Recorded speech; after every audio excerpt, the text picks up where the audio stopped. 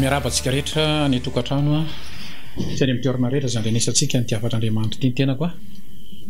androany mba hisy afatra anankiroa. Ny voalohany ho anao izay mbola tsy mahatsapy izany atao hoe fiainam-baovao na fahateram-baovao amin'i Jesosy Kristy Tompo ary ny faharoa moa dia tia tena fitaizam-panahy antsika kristianina satria eto am-piandrasana ny tompontsika izao mba hananantsika herim-panahy tsara ny andrenesanao ny havan'Andriamanitra takizao milohan'izay nefa tsarantsika mba hivavaka ametraka ny fotoana rehetra sy ny afatra eto eo am-pelantanan'ny tompo. Raha io misaotra anao lehibe aho ny anaran'i Jesosy Kristy Tompo zanakao raha mbola nomenao fotoana takizao zay mandre ny teninao ianao ny mahalala ny olona rehetra anaiza anaiza toerana andrenesany an'izao afatr'Andriamanitra zao ary mangataka indrindra aminao araka ny tenin'i Jesosy hoe tsy misy mahay manatona ny ray manatona raha tsy fatao ny ray izay any an-danitra. Mangataka aminao Tompo, ianao ny Andriamanitra anao tompony hery rehetra sy ny fahefana, hamangy ny sofina rehetra ianao ary noko marimarina fa ny fotoana takizao ndrenesan'ny olona tenin'Andriamanitra takizao dia fotoana anankiray tena mba hanomananao ny fiainam-panahin'ny olona mba hanatrika ny fiainana mandrakizay. Fenoa ny fananao masina ho ary ampetra ho tambavako ny teninao aoka tsy ny tenako mihitsy amin'ny olona eto fa ianao le maty ho anay teny Kalvary. Mitenena ary Tompo fa vonona ianao izahay amin'ny anaran'i Jesosy Kristy Tompo nanaovako izany vavaka izany amen. Ny afatr'Andriamanitra voalohany ry havana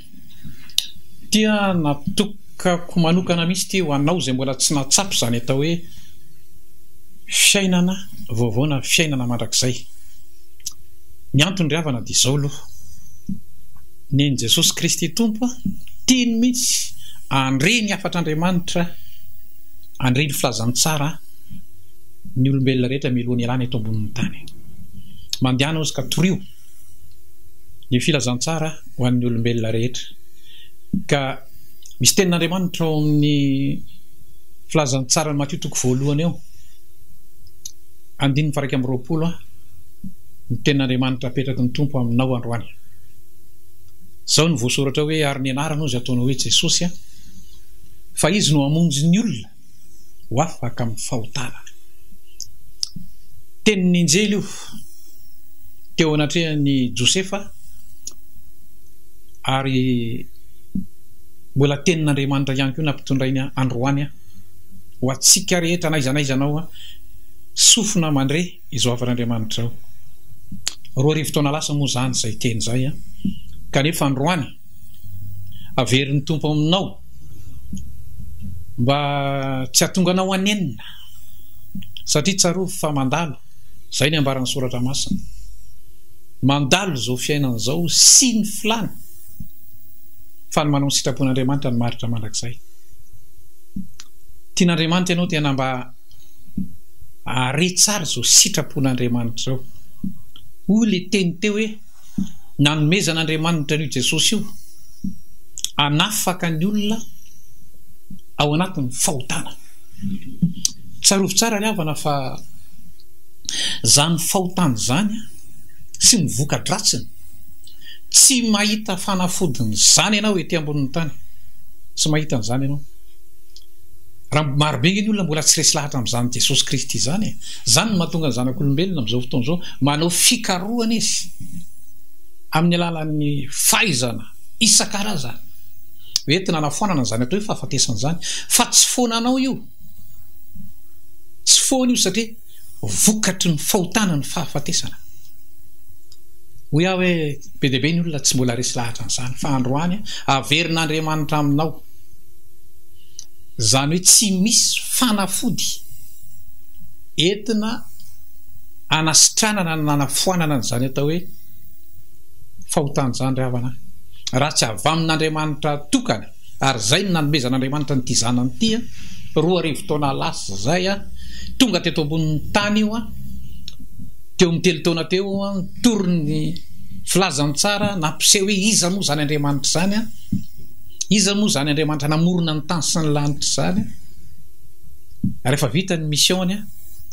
dia voalazany tenin'Andriamanitra fanomboana teo amin'ny hazo fijaliana izy tsy mba nanota fa mitondra ny fahotany zao tontolo zao napetraka teo amin'ny daholo niditra ny zanak'olombelona rehetra io le fanafody nomen'Andriamanitra ary jereo nge fitiavan'Andriamanitra tsy aseny manao zavatra be akory ianao raha te ahita n'izany atao hoe fanafody ny fahafatesan'izany ny azy dia tsotra fotsiny hoe raha izay mino ny zanaka no manana fiainana mandrakizay aseny mino ny Jesosy Kristy io fotsiny ianao fa io ny fanalahidy tsy tafiditra amin'izany atao hoe lanitra izany ianao tsarovo tsara ry havana ho avy ny andro tsy maintsy ialana eto amin'ity zao tontolo zao ety ireo karazana fivavahana isan-karazana ireo ry havana mampanantena paradisa daholo fa paradisa sandoka no ampanantena an'ireo karazana fivavahana ivelan'i Jesosy Kristy ary everin'Andriamanitra amin'ny sofinao izy androany tsy atoko mpivavahana fa Jesosy Kristy zanak'Andriamanitra velona tsy misy makany amin'ny ray ozy zany hoe mizany Andriamanitra namorona ny tany sy ny lanitra zany ratsy amin'ny alalako ozy Jesosy tsy mahita an'izany hoe tena fahamarinana zany ny olona ratsy Jesosy Kristy ny eken'ny olona raha mino an'io ianao amin'izao za mitory ny filazantsara aminao zao anovany fiainanao Andriamanitra maro be ny tantara atao anatin'ny soratra masina maro be ny olona nefa natsapany zany fa ianao androany tian'Andriamanitra tena natsapany zany hoe raha miditra ao anatinao Jesosy Kristy io ny fanafody ny fahotana io Jesosy Kristy io ry havana sy mivokatry ny fahotana veriko aminao tsara tiako ianao mba amaky tsara nreto andalatsoratra masina reto ataoko hoe na dia tsy zanak'Andriamanitra ianao tsy kristianina ianao fa tena ataoko hoe mbola ao anatiny tena tsy fahalalana n'izany baiboly zany mangataka aminao manana ange fotoana ianao mamaky an'ity Deutéronomie 7:20 ny ndininy fa 5:10 ao ka hatramin'ny ndininy fa 7:90 ahitana n'izany atao hoe vokatry ny fahotana ireo zavatra hitantsika eran'izao tontolo zao reo ry havana aretina karazana aretina isan-karazany ady vonon'olona sy ny fomba maloto isan-karazany hitanao nambaran'Andriamanitra amin'ny Deutéronomie 7:20 vokatry ny fahotana tian'Andriamanitra tena ho hitanao tsara ny tena valiny misy tenin'Andriamanitra zay manko any amin'ny Timoty 1:3 any hoe mianatra mandrakariva ny olona osy nefa tsy mety mahatratra ny fahalalana marina ary jereo nge ny fahamarinana zany ry havana amin'izao fotoana zao raha mijery fotsiny nao ny fikarohana siantifika amin'izao fotoana zao momba ny aretina inona moa ny découverte tsy efa mitobaka amin'izao fotoana zao hitan'ireo manam-pahaizana mikasika ny momba ny aretina fa angamba ianao mahalala tsara fa mahita fa mitsika amin'ny resaka zao mbola mitobaka ary tena mahatsiravina ny fitobaka ny aretina karazana aretina isan-karazana ny toetrandro fotsiny ange jereva korotan'izao tontolo zao dia mifanameloka fotsiny satria nareo atsy ny tena mampiasa an'izao zao no mahatonga an'io kosdo zaony hoe memiena taky sy ny sisa fa mangataka anao ajerevo angeo ny tenin'Andriamanitra ao amin'ny Deutéronomie 7:20 ahitanao ny fahamarinana zany hoe vokatry ny fahotana tsy mahita ny valiny vokatry ny fahotana ianao raha tsy ao Jesosy Kristy zany ry havana ny antony hitoriana amin'ny filazantsara tahaka izao ary ny mahatonga an'Andriamanitra tena maniraka ny mpanompo ny foana hoe mandehana torio ho renin'ny olona na ino ny olona na tsy ino fa Jesosy Kristy ny lalana sy fahamarinana ary fiainana zay tapany voalohany zay tiako tena ho tsapanao zay satria tiany Jesosy ianao tena andovan'ny fiainana mandrakizay tiany Jesosy ianao tsy ho faty fa tiany Jesosy ianao tsy hijaly mandrakizay ny amin'ny farimy rehetra hafa fa tiany Jesosy ianao mba tena anana n'izany tena atao hoe fifaliana fiainana mandrakizay ty tapany faharoa ty indray tena natokako manokana ty ho atsika mpino zanak'Andriamanitra tsika manko ry havana tsarovo tsara mahatonga la men'Andriamanitra fofinaintsika matotsika mbola mivelomin'Andriamanitra ary mbola mandre zao afatra zao a dia misy antony lehibe ny antony haveloma itsika zay efa nateraka indray tsika zay efa nandray an Jesosy Kristy ho tompo tsarovo tsara zay misy antony lehibe matoa velona androany Andriamanitra ametraka afatra aminao izy androany sady fiomanana tsarovo tsara ny fandranesan'ny tenan'Andriamanitra tahaka izao a ataon'Andriamanitra mba ho fanombanam-panao atsika misy teny any amin'ny Matteo 5:7 mihina fa fantatrao tsara io le fanambarany Jesosy io manao hoe katsao aloha ny fanjakan'Andriamanitra sy ny fahamarinana dia anampy anao izy ny zavatra rehetra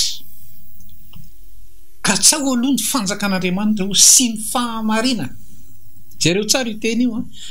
dia anampy anareo ny zavatra rehetra matetika ravana ny pino a lasa any amin'ilay zavatra rehetra foana zany hoe le zavatra ilainy isan'andro inona ny hohanina inona ny sotroina inona ny tafiana sy ny sisa zay ny matetika ny tena ironanany pino amin'ny eritreritra amin'izao fahavelomana zao fa Andriamanitra androany amerina kely anao izy eno amin'izany atao hoe tena fiambenana ry havana hoe aho hoe rehefa nandray an Jesosy Kristy ho tompo ny pino zany hoe nandray ny famonjena dia misy fanamasina ao anaty ao io fanamasina io a mazanak'Andriamanitra anao io a tian'Andriamanitra ianao tena iaina amin'izay ny fahamarinany ty soratra masina ty zao ny tenin'i Jesosy aloha ao amin'Jaona 7:7 misy an'le teny hoe zao ny natongavako izy mba hanananareo fiainana ary hanananareo be dia be zany be dia be zany dia tsy midika zany ry havana fa be dia be ny olona mandray ny tenin'Andriamanitra dia avy hatrany dia any amin'izany hoe arena foana sy ny zavatra nofo foana ny tena misaika mibatoerana voalohany ao anatin'ny olona fa ny n'Andriamanitra ke ry havana be dia be zany tena zao hoe omen'Andriamanitra anao mihitsy ny sahaza amin'izao fahavelomanao zao omen'Andriamanitra anao zany fifaliana fiadanana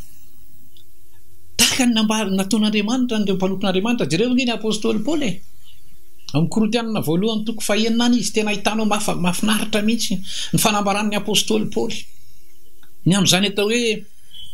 mikatsaka ny fanjakan'Andriamanitra ao anatin'ny fahoriana ao anatin'ny tsy fananana mahita fiadanana mahita fifaliana katsao aloha jereo tsara ianao raha lasa navavy zay manaraka n'ity fandarana ity misy tenin'Andriamanitra mba tiako mba apatsahivina kely ianao androany amin'le mikatsaka torolalana tsotra ity fa saingy ohatrany hoe apatsiaro anao fotsiny ty tenin'Andriamanitra ity ato amin'ny Timoty 1:4 misy an'ity tenin'Andriamanitra ity manomboka amin'ny 2 vakioko tanteraka hoe aoka tsisy olona anao tsinotsinona anao izy no ny ato amin'ny ranao fa aoko tonga fianarana ho an'ny mino ianao a amin'ny fiteny amin'ny fitondratena amin'ny fitiavana amin'ny finoana amin'ny fahadiovana mandra-piavo koa tandremy ny famakiteny ny fananarana ny fampianarana aza tsy mitandrina ny fanomezam-pahasoavana zay ao anatinao zay nomenanao tamin'ny faminaniana sy ny fametratanan'le olona masotoa mihevitra n'izany zavatra zany dia mikelezahina fatratra amin'izany ozy mba hiseho amin'ny olona rehetra ny fandrosoanao tandremy ny tenanao sy ny fampianaranao a ka mahareta amin'izany fa raha manao zany ianao a dia amonjy ny tenanao a sy izay miaino anao apatsiaro anao kely fotsiny fanamasina anyreto zavatra reto eto mpiandrasana ny fivinin'ny tompontsika zao ry havana tsarovo tsara le tenin'i Jesosy hoe ho avy tapoka tahaka ny mpangalatra tsarovo zay tsy fatarakoa roviana no faty rovian'Andriamanitra no aka fa ny zavatra hita ry havana dia zao a ato amin'ity tenin'Andriamanitra ty asian'Andriamanitra miomantsika zay le hoe nikatsaka ny fanjakan'Andriamanitra sy ny fahamarinana eto amin'ny teny zay mivakiko taminao io gamby ianao tsy fantatro raha mba nanongirana ny sofinao kely amin'izany hoe tandremy ny famakiteny katsao izy ny fanjakan'Andriamanitra ty fanjakan'Andriamanitra ty ry havana tsotra be ty zavatra ty ho an'ny zanak'Andriamanitra ry havana ho an'ny olona nandray an Jesosy Kristy tompo dia mila mahafantatra ny sitrapon'Andriamanitra be dehibe izy. Zany no mahatonga ny tenin'Andriamanitra any amin'ny Kolosiana 3 any andininy 4 no miteny hoe aoka ny tenin'ny Kristy hitoetra betsaka ao aminareo. Tandremo izy ny famakiteny. Ny famakiteny zany anisany anankiray eo amin'izany atao hoe fikatsahana ny fanjakan'Andriamanitra. Marobe ny olona riavana nandray an Jesosy araka ny mba expérience hitako aloha zany tao anatin'izay 4 taona izay fa hitako hoe marefo loatra ny akamaroan'ny mpino amin'izany atao hoe famakina ny tenin'Andriamanitra ka dia tsy tena mahalala loatra ny tena atao hoe sitrapon'Andriamanitra. Ny mponina tany Bery riavana ny tena lesona lehibe ho antsika. Ao amin'ny asan'ny apôstoly 7:1 misy izay teny izay hoe nandinika ny tenin'Andriamanitra isanandro ny kristianina tany Bery tsara noho ny tany Tesalonika ozy. Jereo tsara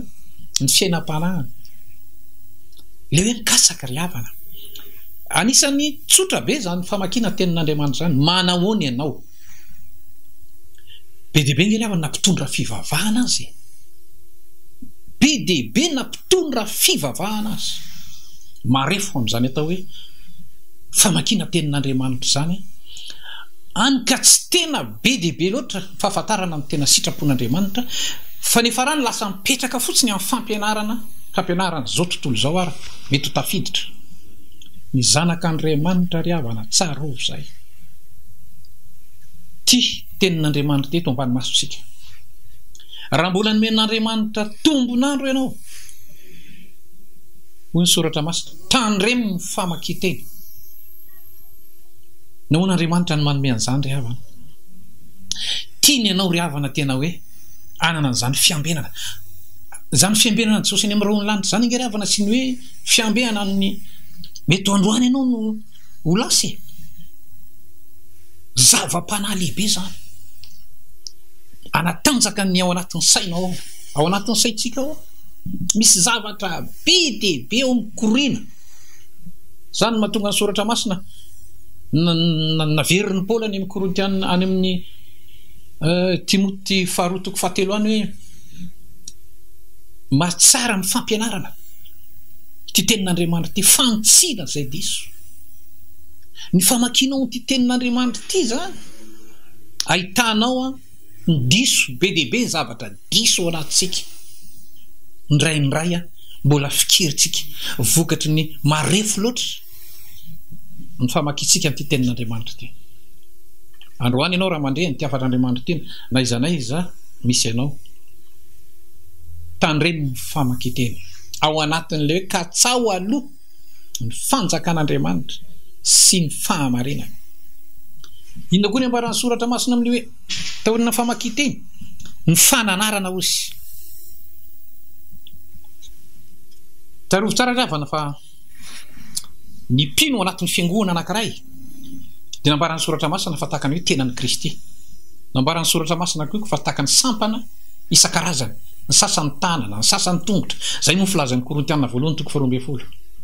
Ny sasany maso, ny sasany sofina. Dia io miaraka no tenan'ny Kristy. Ao anatin'ny fiangonana misy rahalahy sy anabavy marobe. Samy nomen'Andriamanitra fanomezam-pahasoavana daholo ireo. Ary misy ny sasany nomen'Andriamanitra fanomezam-pahasoavana mananatra. Ho antsika riavana. Raha misy mpino mba miteny ka mananatra anao, azo avy hatrany dia toerina.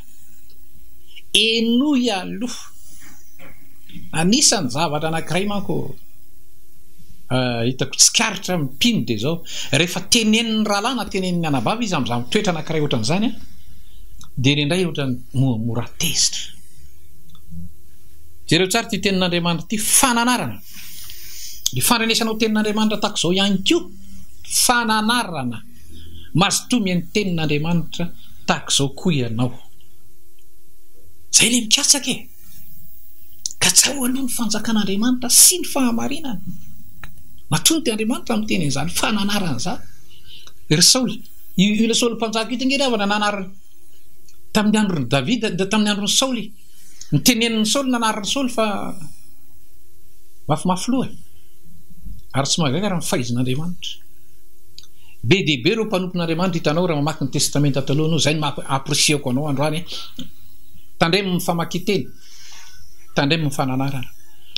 fa sarobidy ny fananarana raha misy olona tonga miteny ianao enoy mety ho marary mety ho mafy fa ny faindrena ry havana ny fanaitetena dia zao miaino aloha ary misaora ny tompo inona koa voalaza ny soratra masina eo amin'ilay hoe katsao fampianarana zay rehefa tsara io teny ty fampianarana ty no ny tena tiako foana ny olona avy hatrany dia hitonan'ny olona ato anatiny ty atao hoe tenin'Andriamanitra ty fianarana iny Jesosy zaza iny nge ravana vakio tsara nge mbola fa tamin'ny 12 taonana izy napetraka ato anaty soratana ato anatin'ny tenin'Andriamanitra mihitsy zany fa zao variana ny olona lehibe nahita azy miresaka tenin'Andriamanitra tany amin'ny sinagoga zay rehefa tsara nge ravana zany atao hoe fakasitrahana fampianarana 12 taona makasitraka n'izany atao hoe fianarana soratra masina fampianarana tsarovy tsara fa mandra-piala eto ambonin'ny tany ry havana zany fampianarana zany indrindra fa ato anatin'ny ty atao hoe sehatra makristianina ty ilainao ny mianatra an'izany ilainao ny mazoto mianatra aza kivy aza ketraka zay ny amba toromarika ameko antsika rehetra indrindra fa ianao manao ny asan'Andriamanitra ianao manao asan'Andriamanitra ianao ny menraikitra asan'Andriamanitra ilainao raha lasana vavy ny mianatra fampianarana matoa Andriamanitra amin'ny teny zany ilainao zany mandra-pialanao eto amin'ity zao tontolo zao ity